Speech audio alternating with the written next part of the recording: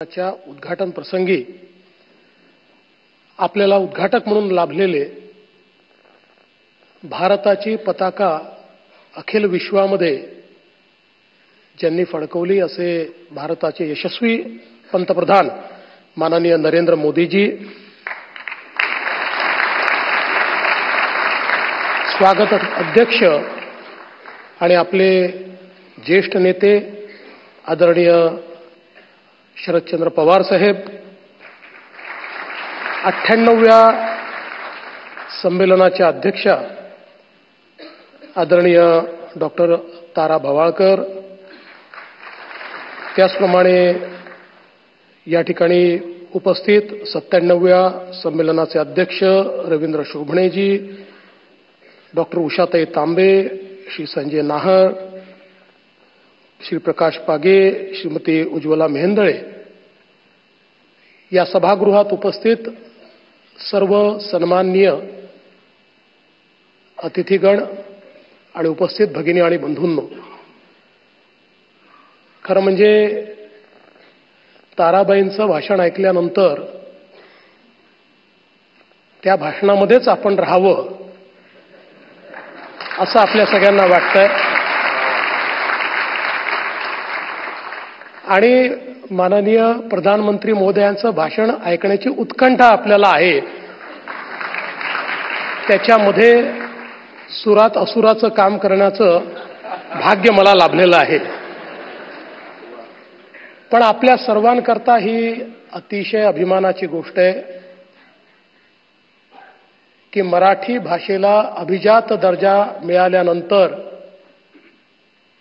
पहिलं संमेलन हे दिल्लीमध्ये होत आहे. मी आदरणीय प्रधानमंत्री महोदयांचं मनापासनं त्यांचे आभार मानतो की जगभरातील मराठी माणसाच्या मनामध्ये जे होतं की आमच्या मराठी भाषेला अभिजात दर्जा मिळाला पाहिजे, ते स्वप्न आपण पूर्ण केलं. आणि मला असं वाटतं की महाराष्ट्राच्या निर्मितीनंतर पहिल्यांदाच हे संमेलन या ठिकाणी याकरता होत आहे की सरस्वतीचे सर्व पुत्र वाट पाहत होते की कधी आमच्या भाषेला अभिजात दर्जा मिळतो, तेव्हाच आम्ही दिल्लीमध्ये संमेलन घेऊ. आणि म्हणून हे संमेलन आज दिल्लीमध्ये होत आहे.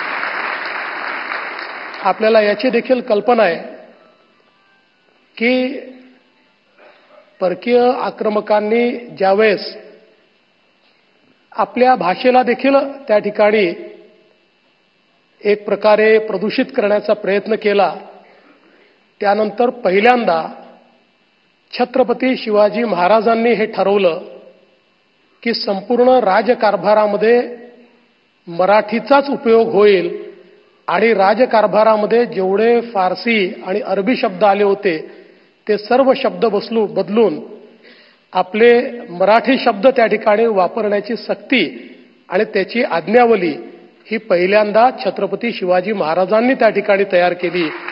आणि म्हणूनच स्वभाषेचा आग्रह किंवा स्वभाषेचा स्वाभिमान हा देखील छत्रपती शिवाजी महाराजांकडूनच आपण शिकलो आहोत. आणि ज्याचा उल्लेख झाला की ही गोष्टही कदाचित हा एक मोठा योगायोग आहे की ज्या तालकटोरा स्टेडियममध्ये आपला सगळा कार्यक्रम या ठिकाणी होणार आहे, त्याच ठिकाणी 1737 साली राणोजी शिंदे आणि मल्हारराव होळकर यांच्यासोबत थोरल्या बाजीरावांनी आपली मराठ्यांची छावणी लावली होती आणि त्यानंतर आपण दिल्ली जिंकली होती.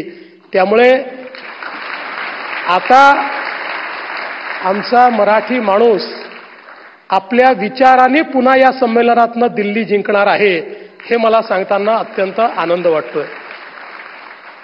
आपल्याला कल्पना आहे की 1988 साली जेव्हा विश्व मराठी संमेलन झालं होतं आणि पवारसाहेबही होते आणि त्या संमेलनामध्ये पु ल देशपांडेंनी त्या ठिकाणी सांगितलं होतं की जो आपल्या मातृभाषेवर प्रेम करतो त्यालाच माया आणि वात्सल्य काय असते समजतं.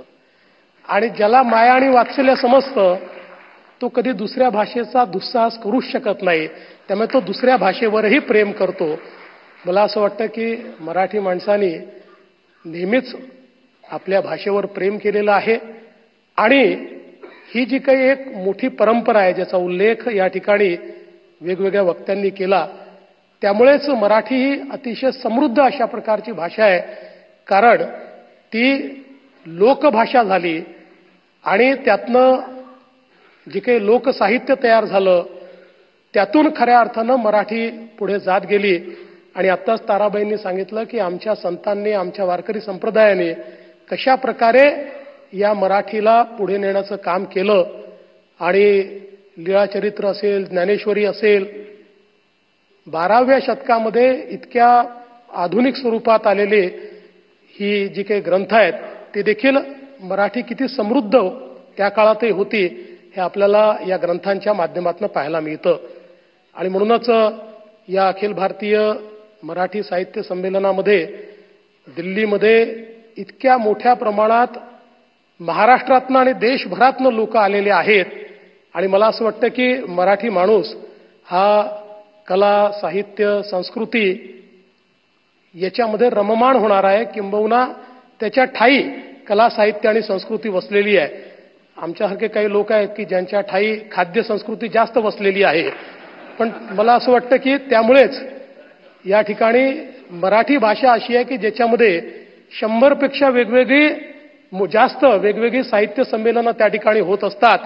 आणि सर्व प्रकारच्या विचारांना, सर्व प्रकारच्या मला असं वाटतं बोलीभाषांना त्या साहित्य संमेलनांमध्ये एक प्रकारे महत्त्व मिळत असतं.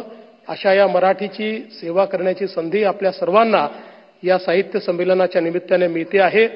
मी यापेक्षा अधिक बोलणार नाही. मी अखिल भारतीय साहित्य संमेलनाला, त्याच्या नूतन अध्यक्षांना, आताच्या अध्यक्षांना सगळ्यांना खूप खूप शुभेच्छा देतो.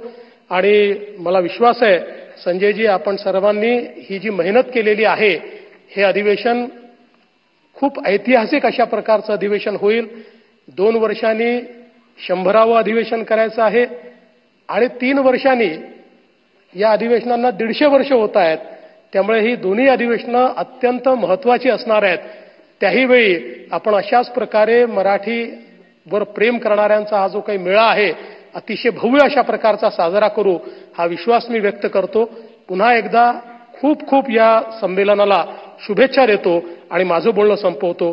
धन्यवाद. जय हिंद, जय महाराष्ट्र.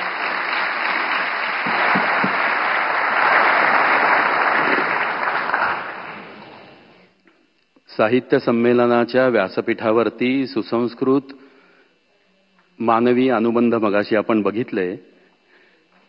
पवार साहेबांसारख्या ज्येष्ठ नेत्याला वेळेवरती पाणी देण्याची सुसंस्कृतपणा असणारे आपले पंतप्रधान आहेत. मराठी भाषेवरती, मराठी माणसावरती, महाराष्ट्रावरती प्रेम करणारे.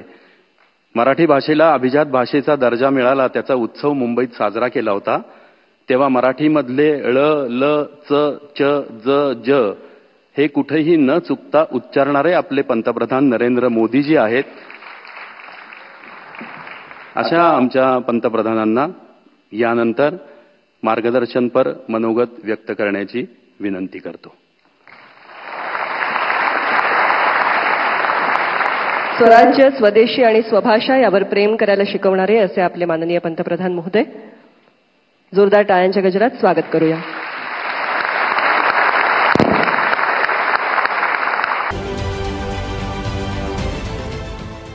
देश विदेशातील प्रत्येक घडामोडींचे लाईव्ह अपडेट मिळवण्यासाठी आता साम टीव्हीच्या सर्व सोशल मीडिया प्लॅटफॉर्मला लाईक, फॉलो आणि सबस्क्राईब करा.